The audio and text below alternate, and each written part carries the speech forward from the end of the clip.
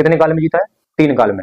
यानी जो हर व्यक्ति है, जो हर पर्सन है, वो ओनली 3 काल में जीता है। कितने काल में? 3 काल में। जैसे यहाँ पे लिखा है प्रेजेंट, पास्ट, फ्यूचर, यही 3 काल होते हैं, प्रेजेंट, पास्ट और फ्यूचर। साथ ही क्या होता है कि जो आपका प्रेजेंट होता है, प्रेजेंट आपका होता है 10%। कितना परसेंट होता है? ओनली 10%। और आपका जो पास्ट होता है वो साथ ही होता है 80%। कितना होता है? 80%। और 10% ही आपका होता है फ्यूचर। क्या होता है? फ्यूचर। अब आप कहेंगे सर 80% ये होता है, 10% ये होता है, प्रेजेंट आपका 10% होता है, पास्ट 80% क्या होता है?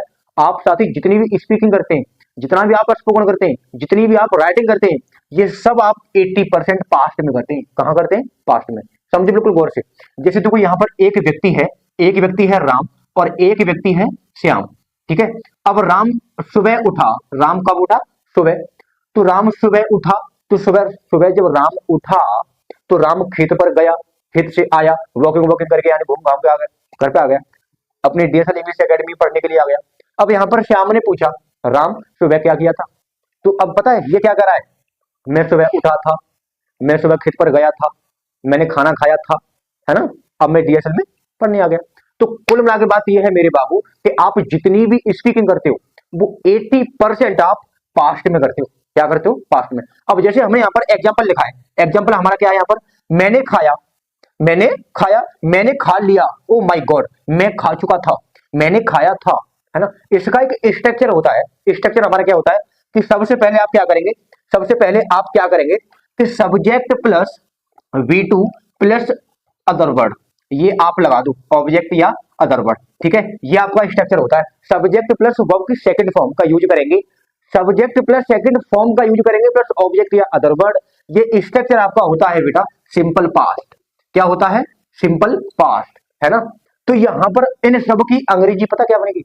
इन सब की अंग्रेजी बनेगी आई एट। क्या बनेगी? आई एट। बस हो गया क्लियर। क्या बनेगी? आई एट। अब बच्चा लोग पता है मिस्टेक कहां करता है? ओह माय गॉड, गलती कहां का होती है? आप लोग गलती कहां करते हो? आप लोग गलती करते हो कि सर यहां तो चुका था लगाया। क्या लगाया? चुका था, चुका थी, है ना। तो चुका था, चुके थे, चुकी थी, अगर ये वर्ड आते हैं तो सर वहां तो हैड का प्रयोग करते हैं, यानी had eaten, I had eaten. तो ना बाबू, आप लोग क्या करते हो? आई हैड ईटेन, ईटेन। तो मेरे बाबू ऐसी गलती मत करना, आई हैड ईटेन नहीं होगा। आई हैड ईटेन कब होगा?